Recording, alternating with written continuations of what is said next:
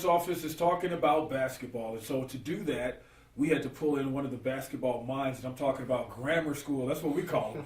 Geoff Grammer from the Albuquerque Journal. Of course, Lawrence Gilligan on his side here. And what else would we talk about with basketball when you come around, right? That's right. I mean, Lobo basketball, I guess that's some people sort of interested in that in these parts. And, of course, after last night's game, there's a lot to talk about with Lobo basketball. Like, it was interesting when Lawrence came back, and you had the interview with Coach Neal saying, like, hey, we probably lost our edge, and is that what you guys are seeing? I mean, what do you all think? Yeah, I don't know if they've lost it. I don't think last night they lost it. I don't think they've had it for a while. UNLV was just a good team. Well, UNLV is a very good team, and they played their best game of the season. I talked to two of the writers from Las Vegas last night after the game from the Las Vegas Review-Journal, and both of them said that was the best game they've seen UNLV play all year, and that includes when they went to Tucson and lost to number 1 Arizona by 4 points. Mm-hmm. They said last night's game was better. The one thing about Coach Neal saying they've lost their edge and kind of implying it happened last night, I don't think that's the case. I think they've been looking for this for a while. If you remember after the New Mexico State loss, Cam Bairstow said, we have new guys on this team that don't get it yet. We need to come out with that energy. And if you look back to that Cam Bairstow comment after the New Mexico State loss, I don't know that they've quite had that killer instinct that Coach Neal talked about last night. I don't know that they've had that for weeks. Do you think it's kind of a vocal thing? I know we know who the leaders are on the team. Yeah. You can pick any one of the big three. Right. But do you feel that they're vocal enough? I mean, just seeing them, you're there in practice. Yeah. You see a lot of things. Pinpointed, I'd probably be coaching and making a whole lot more money. I don't know exactly what it is, but they aren't void of leaders. They have senior leadership in Cam Bairstow. Alex Kurt's a fourth-year junior. Kendall looks to for leadership. I don't think they are lacking in guys who want to be that leader, but right now they're not lacking, or right now what they are lacking is kind of a cohesiveness. I think you have 3 individuals having outstanding seasons, and Kendall Williams, whose numbers are better than last year when he won Mountain West Player of the Year. His numbers are better. Cam Bairstow, as we all know, his numbers are just through the roof, especially scoring.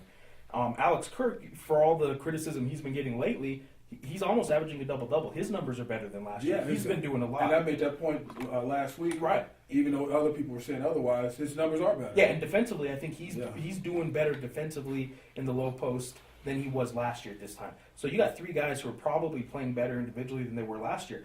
And if you notice every now and then, Craig Neal will start slipping in this comment about we don't want to play me basketball, we want to play we basketball. Sure. And I don't think any of those guys are necessarily consciously being it's all about me or being selfish. They have to do something. They have to do something. Yeah. But somehow the team hasn't been playing like a dominant team for a few weeks now. They've been winning. They won 2 tough road games. Laramie's a tough place to win in Wyoming. Sure. Yeah. San Jose State, worst team in the league. Could have been a trap game. It could have been a trap game. And they're going to knock somebody off in San Jose. That's a weird gym. They hit a lot of threes. So low energy, man. Low energy. Few people there. So there's some weird things going on. But I think it's clear that probably since either Cincinnati or the first New Mexico State game in Las Cruces, I don't think this Lobo team has looked as good as it can look. Well, think about this. There's a lot of transition going on with that team. Yeah. Because you take Tony Snell, who's with the Bulls and is doing well with the Bulls now. He's gone. You take away coaching change, even though Coach Neal was there, there's an adjustment to them getting used to his style, Coach Neal's style, as opposed to Alford's style. And then all of a sudden you also have newcomers coming in. So there's 3 different things right there that could just change the whole dynamic. And it's like you're trying to get this identity, you're trying to get this one uniform flow, but you have all this stuff that has happened, and so that might take a while. I mean, it might get halfway to the conference season, and then we might start saying like, "Wow, look at these guys! They're going crazy. They're playing really well." I think part of the transition that probably hasn't been receiving enough attention from myself, probably from you guys, probably from anybody really, is this transition isn't just about some of the new players, and it's not just about Alford and Neal taking over. Steve Alford had Dwayne Broussard, who's a veteran assistant coach. We talked about that last night. And he had Craig Neal, who was a veteran number 2 man, 9 years. He was his number 2 man. Craig Neal not only is now in his first year as a head coach, his assistant coaching staff, while I think they're all good, and I go to plenty of practices, I don't think their scouting reports have I can't point to one game where I say, man, they just really got out-coached in that regard from a scouting report standpoint. I don't think they've been surprised. So I think the assistant coaches have all been good. But it's worth noting that you not only have a first-year head coach, you have an associate head coach who's in his first associate head coach position in Lamont Smith. Yeah. You have Drew Adams, you have Craig Snow, who are both young, very talented coaches, but they both took a step up in the chair. They both moved a seat closer to the bench. This transition isn't just about the players. I mean, the coaching staff's going through it too. And I think you can look at some of their substitution patterns and look at the way some of the execution has been, and say, well, you can't put it all on the players. Sure. The players at some point have to step up and take ownership themselves. But this is a transition for the coaches too. Being a guy that you go to practice a lot, where does Arthur Edwards at? I feel like he's athletic in the games that he has played. You gotta find a stroke, man. Even down south in Las Cruces, he had a couple of baskets in that game. He had a big three where it kind of helped out. And then you never hear from the guy again. I think Arthur Edwards is a guy who lost his confidence when he started missing deep shots. I don't think right now he's, he may fit into the rotation by the end of the season. I don't see it in the near future though, because while most coaches try to shorten their bench right now, I think Craig Neal's trying to keep it at about 8 or 9. Now that 8 or 9 could be flexible a little bit, and Arthur Edwards could fit into some game plans depending on the opponent. But I just don't think Arthur Edwards has hit a shot in so long. I think it's all about when he hits that first shot. It could all change for him, but right now the guy just hasn't hit a shot in a long time. A young guy too, that's the whole He's thing, a- the whole and he- mentality of it all. Yeah, he's a sophomore. He's a junior college guy, but he's only a sophomore. Most junior college guys are already a junior, so they only got 2 years left. He still has 3 seasons. Well, that's a good point you make too, because you got to remember, like the game is faster coming from JUCO to Division I. So there might be a simple thing as him taking 2 steps forward and 2 steps back, Right. because he thought he was there, but now the speed of the game is finally maybe caught up with him, Yeah. and he's got to get his confidence back, get his bearings, so to speak. And I think you could say the same thing about Deshaun. That people saw the flashes of Deshaun Delaney Yeah, early in the season, yeah. and people kind of assumed he would be the starter at one point. Some people wanted him to maybe get more minutes earlier in the season. Craig Neal kind of held back a little bit, so he was grasping more of the offense and defense. And after I talked to him at the San Jose State game just this past Saturday, he himself said, I'm at about 75% of what I'm getting. I still have a lot to learn to get to where they want me to be. In junior college, we had 10 plays. We ran about 10 plays total. Here we there's variations that can get into the 100 range. And defensive schemes and assignments. They just didn't do that at his junior college level. So his learning curve is steep, and he missed the entire summer. He stayed back in Indiana to finish up school so he can get eligible by the end of August. And Deshaun Delaney, he's another junior college guy that's one of those newcomers now being asked to play a big role. And I think you're seeing, though, what his capabilities, what his potential is. Yeah, you are seeing his capabilities, man. I mean, that guy, like, even if he does something like go for a rebound, Right. It's like he's got that extra elevation. Have you noticed that? Yeah. Like, he goes up, and it's like... One thing I've said about him He made is a big tip in last night. the tip is, I think Cam Bairstow, obviously from a position standpoint, and Alex Kirk is a 7-footer. He's a great rebounder. Just pure ability to rebound the ball. I think Deshaun might be the best guy on the team. I mean, I would agree with that. I mean, he's a 6'5", but he just has a knack for rebounding. He gets the ball at the highest point. He's not mistiming jumps. When he's in there, he's flying. He knows how to rebound the basketball. He might be the best pure rebounder on the team. His numbers won't show it. He's not going to out-rebound Alex Kirk or Cam Bairstow on a consistent basis, but he's a great rebounder. When the Lobos lose in general, but when they lose at home, it's always a little bit more pressing, and you're like, man, what's going on? You're a little bit closer to the panic button. Where do you think the ceiling is for this team? I believe the ceiling for this team is still probably better than last year. They're not going to get a 3 seed. They're not going to rattle off 29-win season like they did last year. I think that's already gone. But because they're still going through so many growing pains. I still think that if it comes together, if they can shore up these defensive woes that they've had the past several games, I really think that the capabilities of Kendall, of Cam Bairstow, and Alex Kirk make this team capable of winning a couple games in the tournament. Will they get there? And are they? Am I saying that right now that they're that team? No, not at all. But as they come together, they still have 2 more months of this regular season. And I think the ceiling for this team is higher than it was last year. And that schedule gets harder. Yeah. Because now, since you lost one at home, Utah State, then you losing one at home, you got to go make that one up. Yep. If you want to win if you're talking about winning the conference, which they're trying to defend, you have to make that up somewhere. And the Mountain West is so weird. There's no gimmies on that whole schedule. At the beginning of the year, I know me and Lawrence were sitting there looking at Air Force before, thinking like, oh, they look horrible. But now all of a sudden they're in conference, and Air Force is 3 wins. winning. Yeah, they're 3-2. Yeah, Dave Pilipovich. I mean, for people that follow the league, Dave Pilipovich is a coach up at the Air Force. He took over a team in the middle of Mountain West play 2 years ago, in 2012 it would be. When a coach takes over in the middle of the season, that's because the team's pretty bad. Things are pretty bad. Yeah. That guy in his first 25 games, he's at I think 26 games now. He's at 13-13 in Mountain West play. This is after Mountain West had the best season it's ever had last year. Yeah. He took over an awful team, and he's at Air Force, and he's 13-13.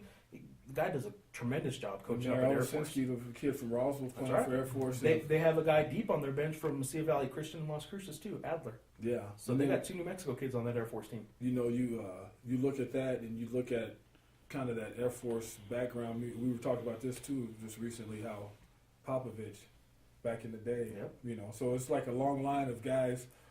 Joe Scott, you know, like guys who would get there and make something successful. This summer, San Antonio Spurs. Popovich took the Spurs to Air Force, and they did part of their camp at Air Force Academy. And they did. And, so taking it back to the roots. He did, and he said the Spurs just loved looking how the cadets trained, how the cadets went through their daily life. They were fans of the cadets every bit as much as the cadets were fans of the Tim Duncans of the world and the Tony Parkers, of course. So that was pretty cool that Popovich took the Spurs to the academy this summer. Yeah, and then, you know, some kids can't handle that kind of. Right. You know, it's just too much. You know what I mean? Yeah. Absolutely. Yeah, you hear from coaches all the time about, you know, the life of the student athlete. It's all these pressures. Absolutely, it's absolutely true. But the cadets have a whole different set of these responsibilities. Basketball is not the priority at Air Force. So again, for that guy to be 13-13 through his first 26 games at Air Force, it's pretty impressive. I know people don't understand that. You know, like football, like is a different animal than basketball. But you know, you get up. This is in the early '80s. I'm talking about the schedule. You get up, you go to breakfast check, you go eat breakfast, you go to class, you go look at game tape, you go to practice, you get out of practice, you go to study hall, you get out of study hall. No, you go to training table, then you go to study hall, and then by the time it's late at night, then you go sleep and you get up early again and start the next day. And then on the game, on the weekend, you play the game. Yeah, there's not a whole It's lot like of being off an time. employee. That's right. There's not much off time. That's why when I hear the word free ride or something like that, it drives me crazy. I'm the guy with the smoke coming out of his head. Yeah. You know, and like there's a lot more talk about them trying to pay players, I guess, in football. What are your thoughts on if that'll ever happen? And you know, you look at teams in the SEC, you know, players making like say $5,000 versus maybe $1,000 for a Lobo football player. You know, what do you think on that? You know, that's coming from a former quarterback. Yeah, so take that with a grain of salt. high school, man, bags of high school, nothing. Look the hair and everything. Former quarterback over here, man. So, I'm just curious. I don't think it's feasible to pay college football players and college basketball players the way to make any sort of big impact. I think there's just 1,000, you know, student athletes across the country. I don't see how it could happen.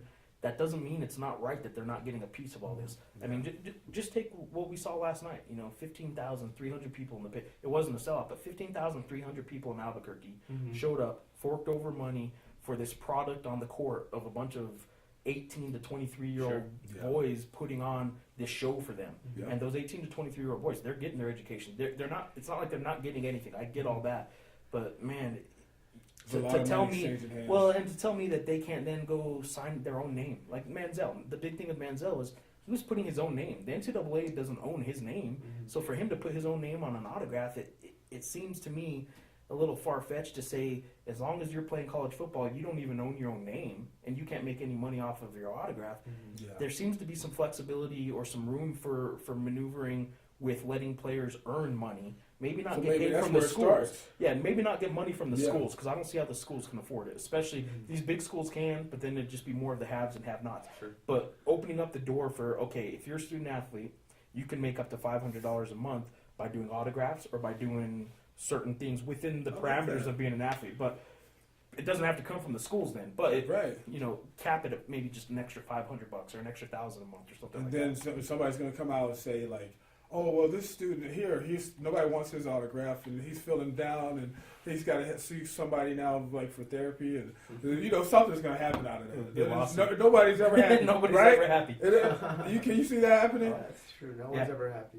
Yeah, no, I can see something like that happening where, you open up the door like that, and the Manziels of the world are still good. They'll get that $500 Yeah. cap pretty quick. But then, you got some third string, you got second string long snapper at New Mexico State's probably not going to make it down. So. Yeah.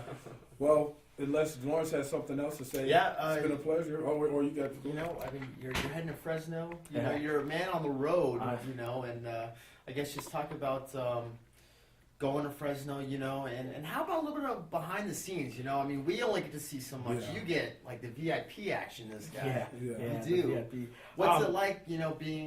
Being in that aspect. I guess. I can tell you that the travel for basketball season, it's tough. I'm not.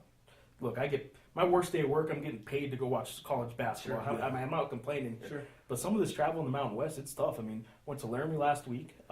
Last year, I got stuck overnight in the airport in Denver after Kendall Williams' 46-point game.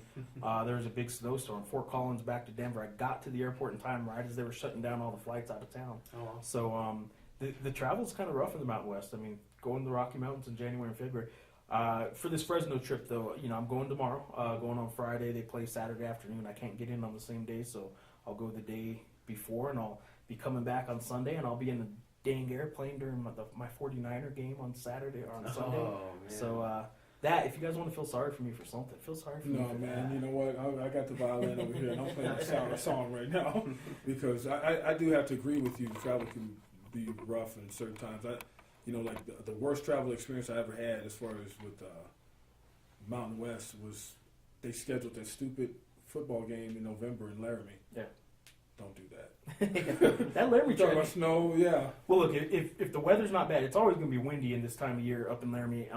But this trip, it was fine. It was windy and it was cold, but there wasn't snow. Last year when I did it, and the snow's just going sideways on the road, and the wind's blowing like crazy, you can't see the road. Yeah. Laramie's an experience. I like their basketball arena up there. They got a nice football stadium too. But it's a crazy place. I mean, Laramie's a tough place to get to. Yeah. Well, all right. Well, hey, Lawrence, unless you have something else, No, we're good. We're going to shut down grammar school for the day, man. Everybody turned in their assignments. Geoff Brammer from the Albuquerque Journal. Passing grades. And we're passing grades? Passing Okay, that's grades. good news. Lawrence Killigan to his side. I'm Van Tate. Kevin Dermody behind the camera. We'll see you next time.